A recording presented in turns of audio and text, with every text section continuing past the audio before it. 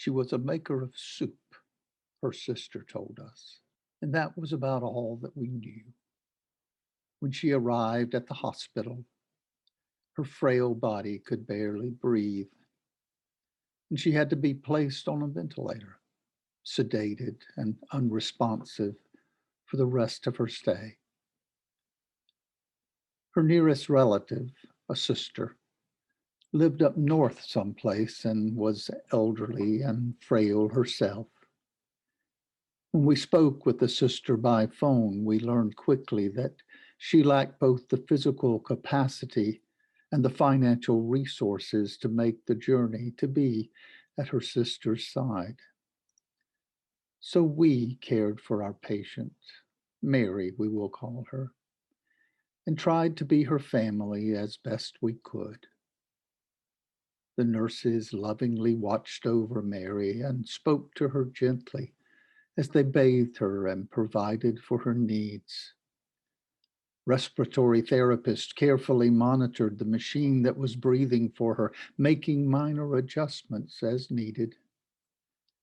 Pharmacists scrutinized her medications to make sure that there would be no harmful interaction with the growing list of IVs and injections.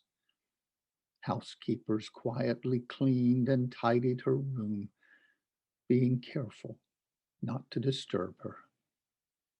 And of course, doctors, especially the young resident assigned to her care. He examined Mary regularly, ordered medications and tests, and pored over the results, searching for some clue to the possibility of turning things around. The resident spoke often on the phone with the sister up north. For nearly a week, they spoke almost daily, conferring on Mary's progress or lack of, and the decisions that would need to be made.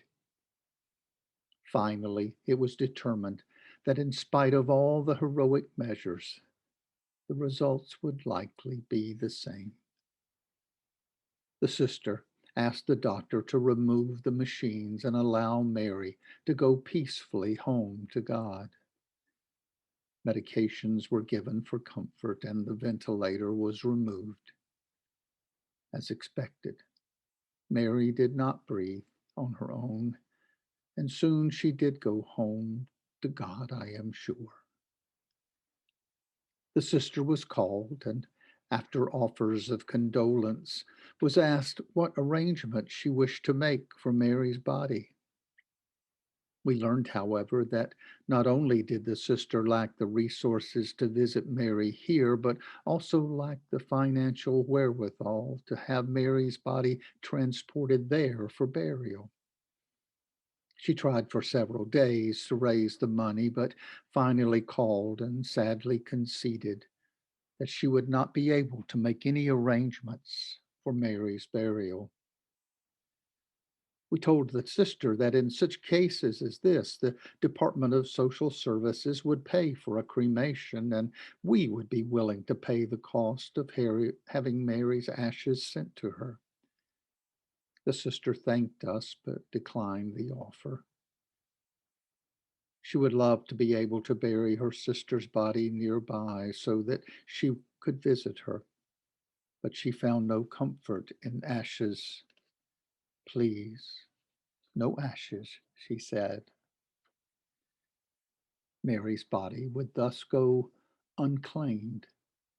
Social services would arrange for her body to be cremated, her ashes to be placed in a box on a shelf in a storage room at the funeral home among the rest of the unclaimed. But this would not sit well with the young doctor, and he asked that if we could get permission from the sister, would it be possible for us to receive Mary's ashes, take them to some nice quiet place, have a little service, and spread or bury her ashes there? I was a bit surprised by his request, but agreed and suggested that he give Mary's sister a call. When he spoke with the sister on the phone, she gratefully gave her consent and expressed her relief and gratitude for what we would do. The doctor asked the sister to send us a letter to take to the funeral home, giving her consent to release Mary's ashes to us. He asked also that she tell us something more about Mary since we knew so little. A few days later, I received the correspondence from the sister. Inside the envelope were two handwritten letters. The first was addressed to the funeral home, giving consent for release of Mary's ashes. The second, addressed to the young doctor, shared her memories of Mary. Mary once made herself a winter coat, and she used to make soup. The letter shared that every Christmas Mary would make a big pot of homemade soup to take to the church dinner. There would be enough in the large pot for everyone to enjoy, and there was always enough left over for the old folks to take some home. There was always more than enough. And so, around sunset, a few days later, an old chaplain and a young doctor with a kind heart carried Mary's ashes to a quiet, wooded area, a nice, quiet place. As the sun filtered through the winter foliage, we dug a small hole in the mossy ground under a tree and placed Mary's remains there, ashes to ashes, dust to dust.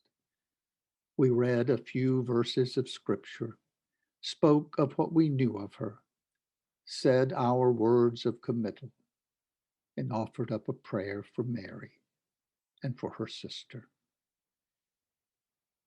Before leaving, we stood under the tree and read the 23rd Psalm.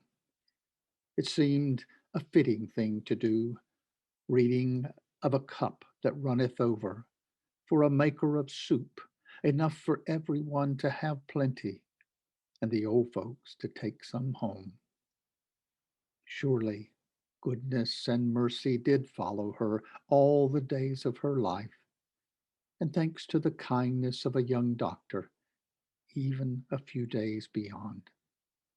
And as we turned and made our way back by the final rays of a setting sun, we took sweet comfort in the knowledge that she will dwell in the house of the Lord forever.